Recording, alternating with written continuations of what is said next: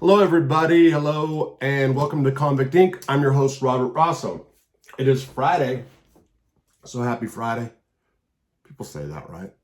Yeah, happy Friday. Please, if you have not subscribed, do so. And if you like the video, hit the like button. Subscribership is starting to pick up. The pace, it's always been ticking upward, but it's starting to pick up again. And, over at 61, I'm really happy about that. Last night's video, I have to go over that and figure out what's going on. I've tried twice to post it, so I don't know if it's me. Should have maybe had my wife do it. She was busy all day. I was going to try to do free for all tonight or just come on. It doesn't look like I am, so I'm going to go ahead and post this now. And it's a combination of house painting and so much other.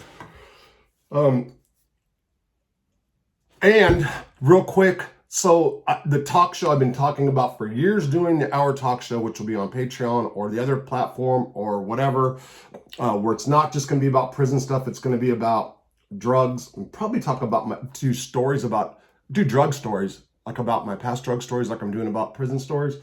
But I also want to just talk about current events and stuff too.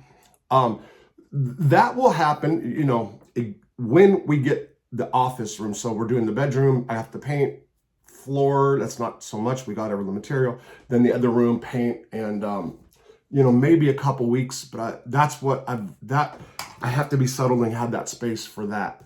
Just so you guys know, things are getting better. Been able to take care of stuff. Not put so much on me and my wife and all that. Anyway, all right. Dropping out. Those who drop out. That is, those that quit, run, hide, whatever you want to say. Back in the day, we used to hear about the Aryan Brotherhood and blood in, blood out. That is, you have to draw blood to get in, and the only way you can get out is death. That is your own blood. You die, or you get killed for trying to leave, or you just die of natural causes.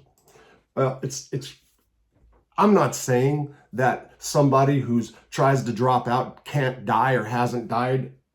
At the moment, I'm not aware of any, but it's very possible. I'm talking about when it comes to the Aryan Brotherhood, since my mind was there. But I thought I was going to go ahead and talk. I think I'm going to go ahead and talk about dropouts in general, just because I got an email that I need to read to you guys. About that very issue from somebody who dropped out, and I want you to hear what he's saying now. Wow, did I just do this? Did I just mess this up? Okay, let me try it. Okay, so the first time I ever really heard of dropping out, there was a video, and it was about the Aryan Brotherhood. I'm trying to fix this. It was about the Aryan Brotherhood, and there was a guy who was at Pelican Bay, what I have his hat on still, who was at Pelican Bay, I think, and I forgot his name, but he was on TV. It was one of these A&E specials or whatever. And the guy was in the hat. In the hat means that the gang wants you, that you did something wrong to the gang, or you disrespected the gang, or it's green lit in the hat. It's all the same. So this guy dropped out, and he was on camera talking about the reasons why he dropped out. And he was trying to make a video for the prison officials, for the California Department of Corrections officials. He was making a dropout to show to other brothers, other ABs, other NLRs, that dropping out's okay. And so he was basically saying, hey, over here in this protective custody prison that I'm in, it's great. And we always laughed because he said, they got ice cream here. And that was like a big joke to us because the guy had said they got ice cream. I just did it again. So we always used to say, hey, man, if you drop out, just talking about dirty white boys. Hey, man, if you drop out, you can go to a PC yard and eat ice cream. And that was like a big joke of ours. In 2007, so in January 2007, I was transferred. I was an active gang member at Lewisburg, and I transferred to Butner Medical Center. Butner Medical Center is kind of a neutral zone, meaning you can be with enemies. People do get hurt there. People get stabbed there. But basically, it's people who are sick. And for example, an Emmy and a Norteño can be together and they wouldn't fight because they're both dying of cancer and it's kind of like a neutral zone or whatever. And I actually know a case of, well, there were Serenos and Norteños. But so they kind of call it truce at that spot because people are going through treatment trying to get better. When I went to Butner Hospital from Lewisburg to Butner Hospital, I was questioned thoroughly. I was threatened with being put in a room indefinitely while I was there, or the shoe at the hospital, because on my jacket it said gang leader. I came from Lewisburg. They still had me down as a dirty white boy leader. I was not. My guys actually threw a coup against me, had a little meeting and said, no, you sit down, go to Butner, go away. You're being erratic. Imagine that. So anyway, they wanted me, they didn't question me at all about gang status. I only said that I wasn't a gang leader. I confirmed that I was a DWB because I've got a patch that says dirty white boy. And they asked me my status. I said, I'm a dirty white boy. And I'm here for treatment, then I'm going to go back to Lewisburg, which was the original plan. Now, I stayed in the hospital a year. There was 3 other dirty white boys that were there, and 2 of them were from Lowe's. One of them was a medium from a medium security. He was only there a second, didn't even really get to talk to him. Matter of fact, I think he had issues. I think he might have been in the hat from a different yard. I don't know. We didn't have a communication system that was good, that reached into, that went from the USPs to the mediums to the lows, and even camps. There's dirty white boys and gang members in camps. So I didn't know nothing about the guy. The other 2, one of them, it was really embarrassing. Yeah, he was embarrassing. I knew his cellie from the prison he was at, and they said that the dirty white boys in that yard gave him a patch because he bought everybody ice creams every week. I don't know how true that was, but it kind of fit with his character, the way some other people talked to him, and he did nothing. But anyway, that's a whole different story. So I go through. I'm in Butner Hospital 10 months. I have every intention of going back to Lewisburg, going back with the bros. Although I also was relieved to leave and get away for a while because it was a lot of drama and I was kind of getting tired. Anyway, I ended up going from Butner Hospital to Butner FCI 1. Butner FCI, the reason is I was actually designated to Butner FCI 2, but there was a guy there who was a dirty white boy dropout named Mike. Sometimes I remember his name and sometimes I don't. His name was Mike. He had liver cancer. He was at Butner 2, and he put a separation against me. He would not let me around him. So I went to Butner 1. Now, Butner 1 is known as a dropout yard. That is, there are sex offenders there. There are PC cases, guys, there are cops there. There are judges there. And there are some good guys there. I mean, when I say good, I mean the guys that, for example, are Hell's Angels and never dropped out of a Hell's Angels, so they go to and they're at Butner 1. For whatever reason, there's cracks. You slip through cracks and you get there. I went to Butner 1, and people always say, oh, you were in Butner 1, you dropped out. I had a friend on the street who, another guy on the street said, if Rob Rosso was at Butner 1, he dropped out. And I get where that guy's coming from. And I was told the same. The truth was, I never got questioned one time when I came into Butner 1. Nobody ever stopped me. I came in off the bus. I came in with other prisoners that were at the Butner Hospital for the day. They brought me onto the compound, and I was released right into general population. Never saw a staff member, nothing. Oh, that's not true. That's not true. I saw somebody, and they came and gave me a bed, but never asked. 2.5 years I'm at Butner. 2.5 years. Nobody, of course, I also wasn't trying to recruit guys, or there was one guy named Josh who got patched up at Petersburg, and the guys who patched him up were 2 dropouts from was it Victorville? The guys were not Victorville. what's the one up in Northern California? Oh, I got a point. Atwater. Two dirty white boys that were got into a beef at Atwater. There was a big gang fight at Atwater. Two of the dirty white boys who dropped out ended up at Petersburg, and they went to Petersburg, but they didn't drop back out. They dropped back in and started recruiting guys saying that they were active dirty white boys. They patched up this guy named Josh. He came to Butner One and he was like all brother, and wanting to do gang stuff. And I'm like, hey, chill, this isn't that kind of spot. If you try to do anything like that anyway, they're just going to kick you out, blah, blah, blah. He was young, and he was never been a part of gang stuff and thought it was cool. And, that's basically what it come down to. Not a bad guy. 2.5 years I was there, and they finally pulled me up because there was a note intercepted from a member of the Aryan Brotherhood at the hospital in the shoe. The kite was intended for me to hit somebody on the yard for the Aryan Brotherhood. The cops intercepted it, and then that's the only time they ever asked me about my gang status. And all I said to them was, obviously, I'm not doing anything here. That's what I said. Now, what I did do was I wrote an article for a guerrilla convict. The article was about being a dirty white boy, and what I did was tried to distance myself. I tried to play both ends, really. What I was doing was I had started getting some internet traction. There was a petition, or basically a website put up with the intent of an online petition to free me. So somebody outed me. Somebody's like, free Robert Ross. This guy's a dirty white boy. He's a scumbag. He was like, da-da-da-da. And I, in return, needed to clean up my image. So I wrote a letter, kind of like distancing myself. Yeah, and I was harsher than I should have been, and it pissed a lot of dirty white boys off. Guys that didn't know me. The ones who knew me to this day, like knew exactly what I was doing and didn't care. I also had never been on the internet before. Before this year, I'd never been on the internet.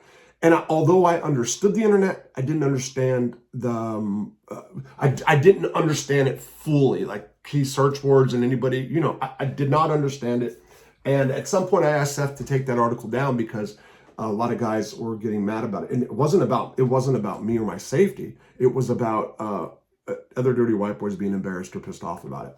So, okay, there's enough about me. So, at Butner One, there was a lot of dropouts. I knew a lot of guys who dropped out, and when they're around other dropouts, they talk openly about it. And the story's all the same, usually. Got tired of dealing with other people's problems. Most of the time, there's more to it, like they burned some brothers, they did something wrong, etc. So when they're around other guys that are dropped out, they're pretty comfortable, stuff like that. But that's not really where I'm going here. So in today's society, today's world, I guess, it's not so much like it used to. Let's look at the organized crime, for example. Look at Sammy the Bull. Sammy the Bull, that's like the biggest dropout, really. Now, it's organized crime. It's different than prison gang stuff. But arguably, it's probably was, organized, as most prison gangs are disorganized. Even if you think they're organized, a lot of them are disorganized. The organized crime thing with Sammy the Bull, you got a guy that all these murders, the biggest mob rat in history. And he goes to Arizona, he's hiding in plain sight, right? Starts going on the criminal life again. And now today he's huge on YouTube. I'm not knocking the guy. I'm just saying he's huge on YouTube, and he was a dropout, basically. Let's put it that way. So back in the day, more than likely, I would assume it probably wouldn't have been so. Like, he couldn't have made the money he's doing off YouTube. And so, okay. Then you look at Michael Francese or whatever. He just quit. And really, that's true. Carmine Persico told Michael, he just quit. He got tired and quit and just said, no mas, So what he's saying is accurate. He didn't get himself jammed up. Yes, there was contracts out on his life. People were talking about hitting him. That's all true. I heard him say that, so I'm not revealing something that was told to me in secret. So what he was feeling was true. He embarrassed and hurt a lot of people, but he quit, and he's doing fine. Not to say everybody can do it, and not to say one day he can't somebody can't come back and hit him. Now he knows that too. So in prison, when guys drop out, a lot of them take the walk of shame. The walk of shame is they go to lieutenant's office, or they drop a note of themselves, or they call, whatever they do, and they have staff come, circle them, lock them up, and walk them. There was a guy named Big Slim. He was at Lewisburg with this. Big Slim from Baltimore. Big, tall, skinny white dude. Actually had a black old lady from Baltimore. And this is a classic example of dropping in and dropping back out, and gangs not having it together. So Big Slim was at the hospital, FMC in Springfield, Missouri. His neighbor was Bobby Ray Shields, Aryan Brotherhood. Bobby Ray comes to Lewisburg. I've talked extensively about Bobby Ray. He comes to Lewisburg, and then about 2 months after Bobby Ray comes, Big Slim shows up. He just came back on a fresh new case, and Bobby Ray pulls me up and says, "Hey, that dude right there, that's one of your brothers? Yeah, he's no good." "What do you mean he's no good?" "He dropped out at Springfield. I heard him tell staff, 'I quit. I don't want to be a part of this dirty white boy shit no more, blah, blah, blah.' And I was there. Go confront him, and I will tell him what he said." This was an open deal. Slim, sure enough, was confronted and then said Bobby Ray was lying. So now you had a problem. He's calling an AB a liar. I thought Slim was lying. He looked like he was lying. Now, this dude is over 7 foot tall. And I want you to tell you something. Go try to assault a guy that big. With how you normally, when you blast somebody, you blast them in the face. If you're talking to him and you want to get off, it's boom. It's hard to blast somebody that big in the face.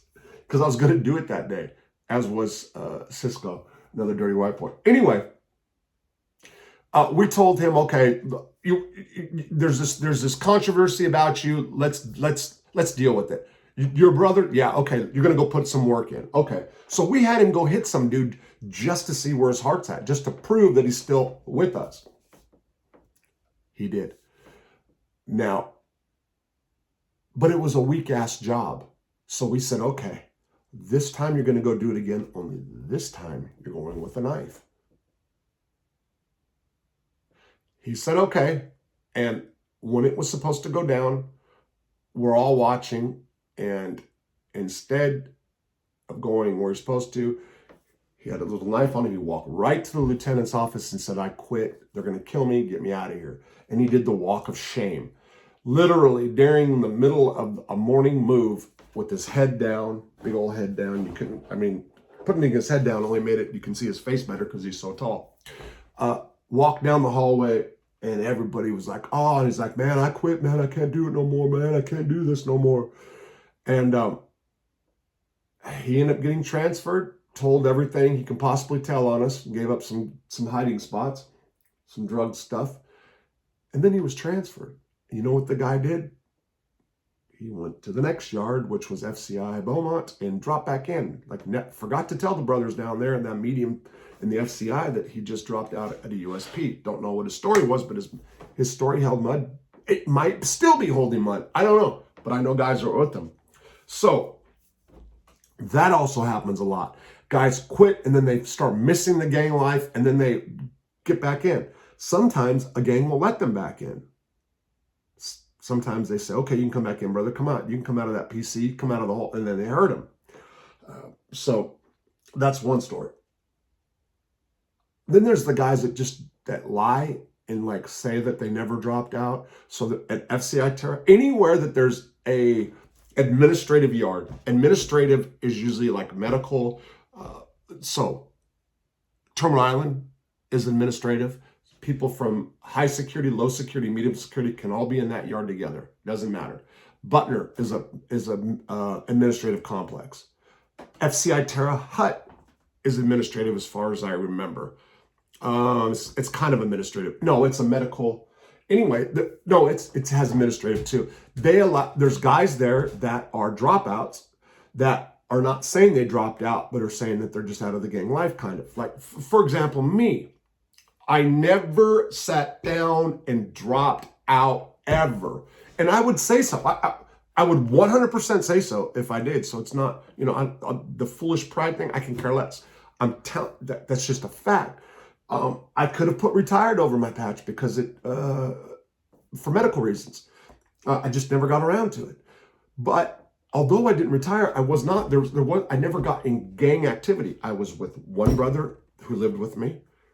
And we were, for him, I would do anything. And for me, he'd do anything. But we weren't all like dirty white boyed out, like this is the dirty white boy ticket. This is the dirty white boy. It was nothing like that. It was just me and him. We're just freaking frack. But there's guys even right now who are, I have since found out they're ex-Aryan Circle or they're ex-Aryan Brotherhood of Texas that are there who are not saying that they're ex, but they are. That because they're ashamed to say that they're ex or they think they're going to get hurt. I'm not really sure. But there's a good case about an Aryan Brotherhood, a member from Indiana. That's the Indiana Aryan Brotherhood or ABI, whatever. The guy's name, oh, darn, not Lucky. Wow. Your guys who tell me to put notes are absolutely right. I'm sorry. And I'm going to think of it in the middle of the story. He came there and he was actually really quiet at first. And then he started getting shorter, closer to the gate. And all of a sudden, he started puffing his chest out and starting to, I'm a gang member. Like first, he wasn't talking about being an AB, blah, blah, blah. Well, he then really got to be Indiana AB. I'm an AB, I'm an AB, I'm an AB as he got closer to the gate, meaning going home, his release date. He left. And within a week, his case was right on the computer. Nobody actually looked this guy's case up. And what I mean by that is in the federal prison system, we have computer access. And there's something called core links, which people know that direct messaging. And inside the prison, it's called True Links. It's inmate trust fund monitor system. We can click on the computers and we can message people directly. We can click on the computers and look at our account, our telephone account money, a commissary. We can see what we bought. We can go on there and I can see what I bought in 2003 at Lewisburg. What am I trying to say? Oh, there's also LexisNexis and Legal Directory. You can go push anybody's name, and if they've ever had any court proceedings or filings, 9 times out of 10, they're there. This guy was all over. And you know what he was? He was a high-ranking member of the Indiana NAB and gave everybody up. Tuck. No, what does this? And somebody's going to, his name was, so he was way up in the Indiana ABs and testified and got a bunch of them new time and was running around federal prison. That was when he was doing state time. Then went to the feds and now he's in Indiana AB again. He's playing that card. Dropped in, he dropped out. It was just a matter of convenience, I know it's like this. I look at old pictures of me from Leavenworth when I first got tipped up and I see No-No's written. He's X'd out. I see Randy Shreve. He dropped out. I see Rob Hustle. He got X'd out. I see Dusty. He didn't. He's just free and doing good. As far as I know. I talked to him the other day, although somebody said I needed to look something up because they think he just got arrested, but I don't believe it. So there's Dusty. He's, for all intents and purposes, he's a civilian now. He looks back on it. Yeah, we had great times, but he doesn't believe it's much right now. A guy named Early. TC died. Youngster dropped out. So what I'm saying is there's so many guys from when I got tipped up that are all dropped out. Officially on record. And like I said, I'm a civilian. I can care less about, well, I mean, it's not like I can care less. I care less about a lot of people in prison. Some dirty white boys, some not. Wilbur did a video about him. I care a lot about that dude. He's about the last one. He's the last of a dying breed for real.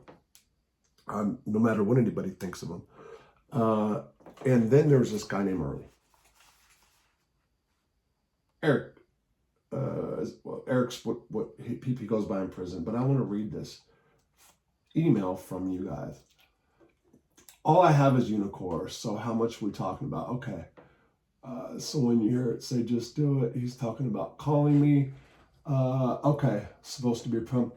Okay, I told him that I talked to Wilbur, and this is what he said. As for Wilbur, tell him the truth. The old brotherhood is over with. He's talking about 30 White Boys. The old brotherhood is over with. All that pulling people because they have money or stuff, and then when it runs out, all of a sudden the person is no good, and you're in the hat. In the hat means you're greenlit. People want you. This side is relaxed, meaning protective custody. This side is relaxed. They got a real good Unicore here. He is in USP Terre Haute. They got a real good Unicore here. I happen to be the head. I happen to be the HWNIC, head white NIG -ER, Negro in charge. I was the head Q&A for the whole place and the clerk for the office. Now I'm the head clerk for the factory. The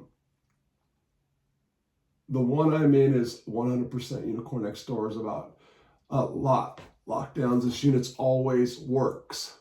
Make military shirts. Tell me all the stuff that they make. The downfall is everyone. Okay, this is the prison. This is so. USP Terre Haute is it's a dropout prison. There's 3 of them. That is USP Coleman 2, USP Terre Haute, and USP Tucson. And he says, of the 3 prisons, a little draw. So the paperwork, I'm sorry, it's all good. No more being, okay, this is what he says. My longevity. So for walking in the door, it's a good gig. No more being on deck for whooping somebody. Being on deck means you're up next. If the gang has a problem, your number's pulled, you got to do the next assault. No more being on deck without concrete evidence that the person did anything wrong. So sometimes your shot caller or the gang will have a meeting and they'll say, okay, early, you got to go hit so-and-so. And he's like, okay, cool, what for? Because he's a thief, because he's a snitch, but nobody ever has paperwork. And half the time you hit them, not half the time, but a lot of times you hit them, and then comes to find out that the person's never did anything wrong. The downfall, of course, is everyone who can't walk the main line is here. That means protective custody. So it's like a state prison somewhat. Lots of bad paperwork, fags, chomos, rapists, you know the deal. Just look at everyone the same. It is a little difficult at first to adjust to. That's being in protective custody prison. At first, because there are no guidelines. Please tell me I'm not losing this. There are no guidelines. Please, let me see if I do this right. Oh, please, I can't get this thing to roll down. Damn, man. Marta's not here. Okay. Here you go. There are no guidelines. I'm sorry, you guys. There are always people who get a little tough after being here, so they have to be reminded. You weren't tough at the last spot, so why are you tough here? Then they come to their senses. You can always catch a cell and never worry about what car they're in or whatever. So when you go to prisons, sometimes they're like, okay, what cell? Okay, you're in cell 11. Well, cell 11 has a member of the SAC, and we're beefing with SAC, so I can't live there, So when you're a gang member, you always have to constantly worry about what cell you're going to go in, or not worry, but you can't. An officer can't just assign you a cell and you go. You can always, very seldom anyone comes to that. Okay, you can always catch a cell and never worry about what car they're in or what color they are. So I guess they're doing multiracial selling. Very seldom anyone comes to that. And when it does, it's pretty funny. Glad to hear Dusty is doing good. Tell him I said hello, blah, blah, blah. Okay, so he's saying that he's happy he's now in this protective custody prison. Kind of goes with the story that I originally said in the beginning. When the guy, he dropped out, he's in a protective custody yard, and he's trying to recruit other of his brothers that he liked to drop out. Hey, it's good over here, brother. It's nice. We can walk around in our shower shoes. There's no tension. and we can eat ice cream all day. So basically, he's on that same line. He's saying he can walk around in shower shoes, meaning there's no drama. Now, I will say this that he didn't mention that I know for USP Terre Haute. That place can be very violent sometimes. Why? Because guys who drop out they have meltdowns sometimes. They kind of like, they start feeling bad about themselves, and they kind of have to like prove to themselves that they're not, pussies or whatever. So they're always on defense. They flex real easy. They're like, they're embarrassed. Some of them, whether they should be embarrassed or not, that's a whole different story. Look. So again, Sammy the Bull, and you listen to him talk on YouTube, and it's like he thinks he's still in the mafia.